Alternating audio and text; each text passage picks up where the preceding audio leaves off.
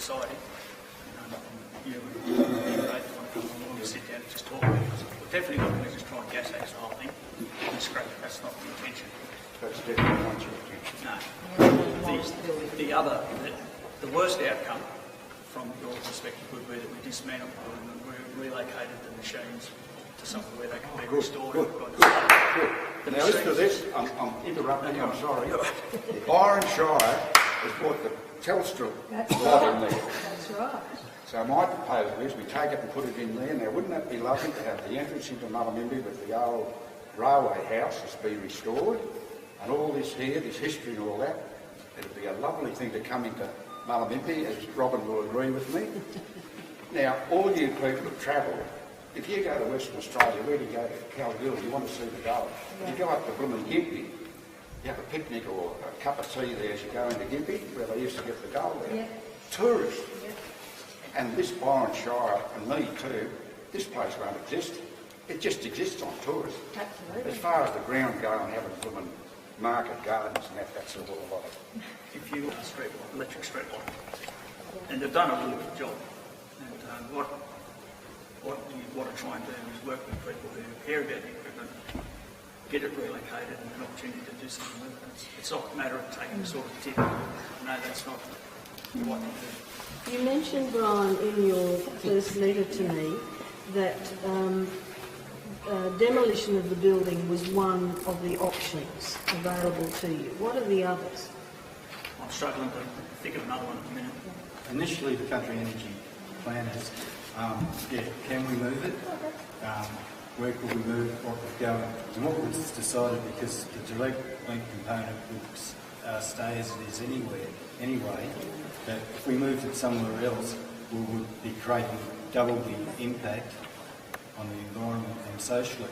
So that was part of the analogy for keeping the location here, and as Brian said, it is an important node in the whole system. Say you move the machinery, the roof is on asbestos, that'll cost you millions to put down. Country energy prepared to Eventually it's got to come down anyway, because eventually it will fall down. So the asbestos has got to be ultimately cleaned up. Could I ask the obvious question along those lines? Let's assume that your little working party decides that, yes, it will be demolished and it would be recreated at the entrance or wherever. The obvious question, bottom line, is do you have the money and how long would it take? Well, at the end of the day, we have to perform in a reasonable way with the equipment. And I've said that we understand we can't take it to the tip. Something's got to be done. If the other option is to move all this other infrastructure out here off-site, it's going to cost more money than... Well, just the new one, because you're all right now, it's just the new one's got to find a space, isn't Yeah, but it? it's got to be attached. Yeah, and it can't be a long, it has to be really, really quite close. So has there some costing being done, just to seek an answer to my question about have you got the money and how long? Because these things, tend to start off with a lot of goodwill and then somehow disappear over a period of time. Has there been some feasibility studies done, be it on the back of an envelope at this stage? No, because we haven't decided, but common sense tells us the order of magnitude of the numbers. Now, the project that we have is a project that we've already got the environmental requirements that have to be met for this whole project, which is a lot bigger than this thing. This is just one little part of it. It's not 2% of it probably. So we've got to meet all those conditions. So when we get all those conditions, before we can actually get the consent, we have to have met the conditions. And part of that is consulting with you people. And the reality is if we're trying to do something which is way out of step with what the community's expectations are, we're not going to end up with consent for what we need to do. What are your obligations for heritage listing? Well, they're the same as anybody. They're the same as anybody in the community. If we took all this stuff and did the wrong thing with it, then we would be in trouble. One of the things about moving it, Brian, is you lose the integrity of the site because this place here too is connected to the weir. The tunnel that the blokes blasted and dug out to carry the water is essential. That's the umbilical cord to this place.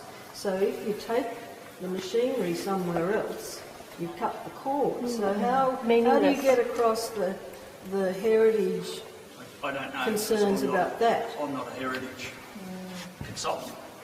and we haven't done the study.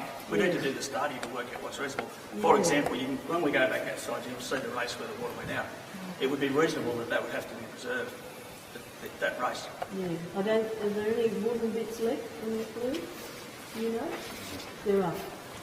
So some of the things will have to be retained on the site here. I think we just need to, at the moment, acknowledge that we realise that he's concerned about it, and we only have our own concerns about it because of the attachment of people like Ray and Dick who work here and can understand that. And we need to get a bit of a group, a committee together of people. I hate to use the word committee because you never know what might happen in a committee. It's hard to make anything happen, but we need to get a group of people who care. We need to sit down and we say, well, these are the options which is reasonable. If you haven't got a heritage representative here to No, the plane is like Plane is an late. hour and a half. You're up there. Up here, up there. Hey! Maybe good time to introduce Will and Shelley. Yes. I haven't met you. Can I ask you to give us a clear indication of what the big picture scenario is, of which this issue about this plant is simply a small part, as I understand it? What is proposed? There was a word used, I think, which suggested there was only a rejigging of the current facility from Lismore, or is it a significant upgrade, or what's the big picture that's proposed? It's a significant upgrade, but we're trying to keep it on the original footprint. So basically what happens is there's a dual circuit 132,000 volt line that comes in here. Yep. The problem is that if under some circumstances we're at the point where if we lose a network element, we're getting close to the point, just like these fellas were when they were working all night to get another machine in, we're getting close to the point where there's not enough capacity. We're not there yet.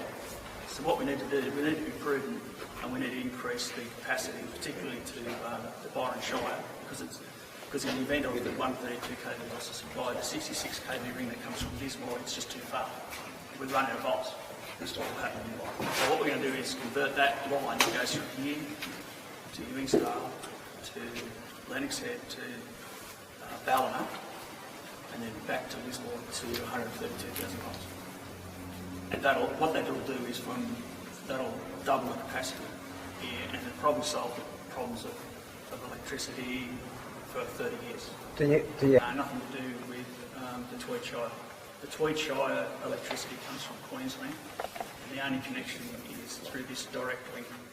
That's the underground one, isn't it? Yeah, it runs up the railway line. It's just a connection which sometimes it brings energy from Queensland to New South Wales, and sometimes New South Wales to Queensland, depending on where the shortfalls in generation are in the state.